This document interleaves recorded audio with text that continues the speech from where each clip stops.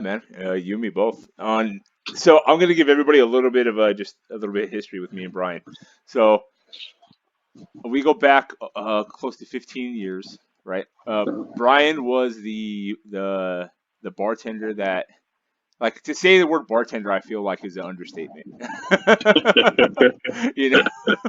So Brian was like the Santa Cruz, just like wherever he bartended, everybody went, right? He followed around, whether it was Margaritaville, whether it was the Asti, or I mean, you name it, right? Even like the little stints you did at the Catalyst, Yeah, yeah, Rosie's, Rosie, yeah, Rosie McCann's, Watering Hole, Bocce's. Yeah, I made my loop. Yep.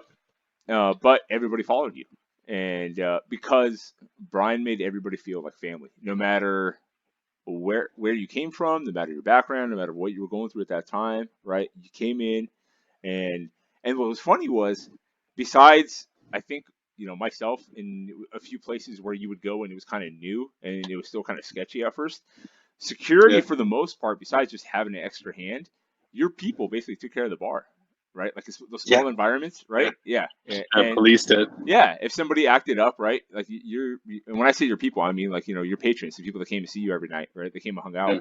Yeah, they would take care of it. Like, they would be like, they jump up before anything else. Like, dude, you're Yeah. gonna fuck this up for everybody else.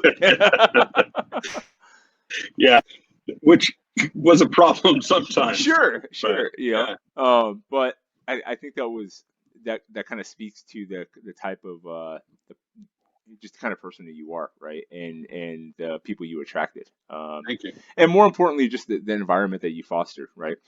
Bars Yeah, are, especially in Santa Cruz, right? There's certain ones that had, like the Asti. The Asti had the nickname, the Nasty Asti, right? What was funny was, yeah, it was the same building, right? 7 days a week. 6 days a week. Okay, yeah, don't sue me, Asti. 6 days a week, it was a shithole, right? But yeah, Sundays, right? Sundays, right? And you even called it Psycho Sundays, right? yeah, Yeah. yeah.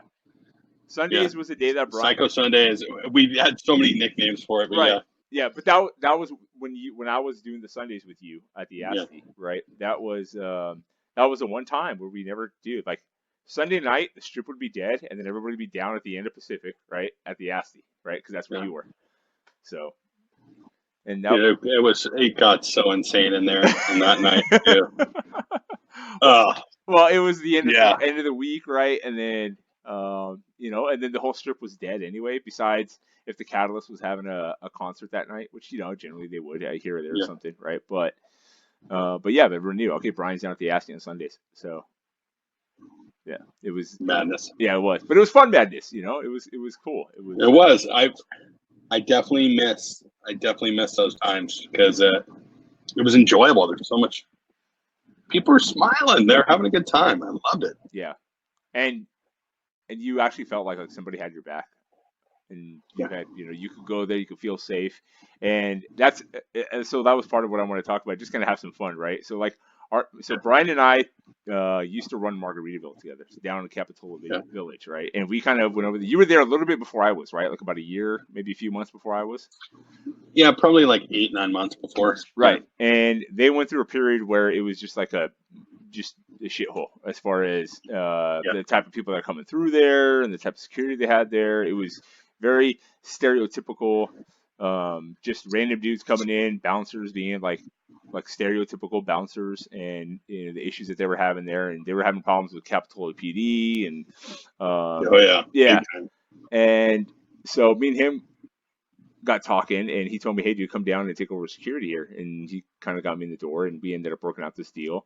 And long story short, we ended up spinning that place around and if any of you guys know California, pretty much from like Seaside, Monterey, Carmel, Mhm. up to like Northern Bay Area.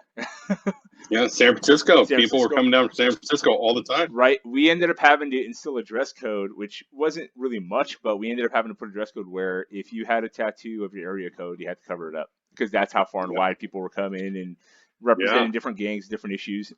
And and it was funny because we negotiated a thing where we got to keep almost all the door money, right? That was part of our, like, our yeah. pay gig, and the owner was like, "That's fine. We don't make any money anyway at the door." Yeah. Lo and behold, a couple months later, we're making $2-3 grand a night at the door. Yeah. And everybody was asking us, like, dude, what are you guys doing? I said, well, number one, I don't have a bunch of knuckle draggers running running security. Okay. Number two, we got Yeah. Brian behind the bar. Okay. Number three, and this was basic, which was, you're not, unless you're running a gay bar and in Santa Cruz, no problem with that at all whatsoever. Okay. You're not going to get guys to come in and spend money if you don't have women in there. Right.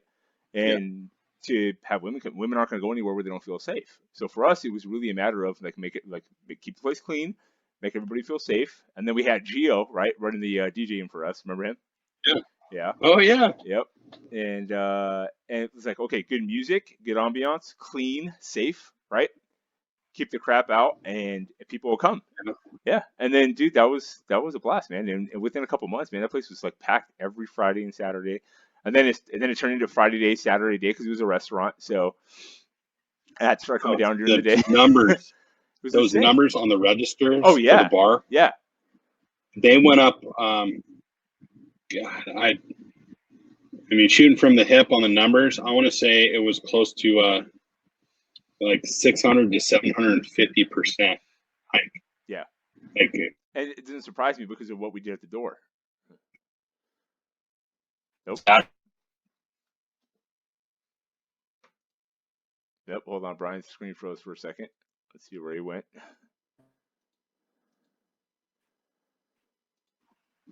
There you are. Okay. Yeah. So, and when people were asking, like, what are you guys doing to get this business? Because there were a bunch of other places down on the strip, and that actually ended up bleeding over into the other businesses too, like Zelda's and a couple of those other spots. Um, yeah. it was really common sense, man. It was basically just like keep everybody safe, right? And then I came in. I think I fired all the staff except for one dude, like our buddy Manny. Remember Kester? Yeah, Manny. Yeah. Yep. Oh yeah. Yeah. And then Yeah. and then just started bringing guys in, and then the mentality was, okay, bring people in that can de-escalate situations and that can talk to people, and then that can people watch and from that aspect of it too, and basically kind of see things develop. And then there was that big thing that me and you always talked about, which was me and Brian used to have this thing. We'd get the bar going, right? I'd show up like around 8 o'clock. We'd flip the place from a restaurant into a nightclub like in 20 minutes. We'd clean out all the tables, all the chairs. We had a whole routine. We'd move Totally. everything out to the back of the patio. We'd tuck it up against the back there. DJ'd be on, right? We wouldn't make anybody feel rushed. We would just kind of do the whole thing. By 9 o'clock, music's on, lights are down, right? People are at the door, and we're starting to charge. And Yeah. and then usually about 10 o'clock, right? The bar would be running smooth. Okay, everybody's things going. Then me and Brian would come back out to the front. Me and him would go out. He'd have a cigarette, and then we would just kind of assess the night. Like, all right, how we looking? Yeah, I know, it's perfect. Yeah, it was Like, great, man. It was like smooth. Yeah, smooth. And we would talk about like any potential issues. If he's short at the bar, if he's short a busser, do I need to have my guys to help out? I tell him, any potential issues we may have, security wise, what kind of promotions we were running that night, and I think that's the whole reason why I'm bringing this up. Number one, it's just fun, right? And two, it's that whole like camaraderie and that way of communicating or running like a bar in a nightclub. Okay, that can carry over to any business, right? That same thing. If you don't have communication, Totally. if you don't have buy-in from your people, if you don't have an understanding, because if me and you were running everything great, but if all those people that worked with us and for us weren't bought into that whole system, like me telling the bouncers, right? All these bouncers, right? And you guys can imagine this, right? Hey, don't sit there and start sneaking a bunch of girls in left and right. and their buy-in was like, "What are you talking about, dude? That's the whole reason why I have this job." And to get them to understand it, it was okay. Look, the way we got really good security was because all these places paid what 10, 12, 15 bucks an hour. They didn't pay jack. Okay. So what we did was we paid them a base rate of I think it was like 10 or 12 bucks an hour, but then we gave them a percentage of the door. So they had a vested interest in the business doing well. So we told them, the more people you sneak in here, the less money we're making at the door, right? Also, the more potential we have for getting shut down because you bring somebody in that's underage, you're not going through the front door and getting carded appropriately, right? So Yeah, that was a big thing because they policed themselves too at the same time. Right. Someone was kind of like thinking about it. The other one would be like, "Well, you're gonna screw us." Right. So yeah, because those guys would walk with like, $100 a night sometimes just in cash, and then every 2 weeks, they got a paycheck. Yeah, on Yeah. top of it. Yeah, exactly. So it was a great like side gig. Dude, Margaritaville paid for like a good chunk of my wedding, and I only worked there 3 nights a week. Yeah, So that's how it's been. yeah, Right on. yeah. So that was fun, man. And I'm still 15 years later. I'm still a little bitter about how that ended. Yeah, But that was a crazy experience. yeah, that was like a 4 week like whirlwind of just like, hey, let's take this thing that's running great and let's like fuck it up, right? Yeah. And not to go into details, but the owner decided to bring in a restaurant manager that decided that she was going to take over the bar and the nightclub as well, and just screwed the whole thing up. There was also the issue with the city, the politics of the city were having issues with music down in Capitola, and that, Oh, that's I right. mean, everything all happened at once. That's and true. Because we were the po- slammed. We were like, we would have so yeah. many people down there. Yeah. Was it K-Down? Was that the party? The all county call. Every police officer, Oh every yes, park ranger, yeah, sheriff's department. I every forgot about sheriff, that. Watsonville. I mean, everybody was told to go there. The only thing we didn't have was National Guard. Yeah, you're right. Tasers were being shot right and left at people. Didn't you get a taser shot at your leg and went through your pants? I got tasered in the leg, and I turned around, looked at Kelly. Kelly, guys, was a cop down there, and I mean, this just tells you how much of a family environment it was. We were all on first name basis. We had a great relationship with the local PD there, right? And I turned around, I'm like, same team, bro.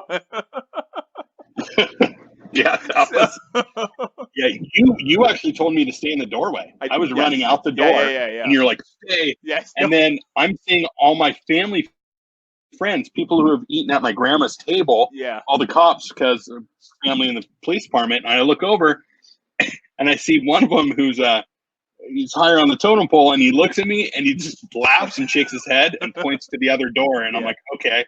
Yeah. And I'm like, I don't know what's going on. He's like, neither do we. I have no idea either. Yeah. I'm like, okay.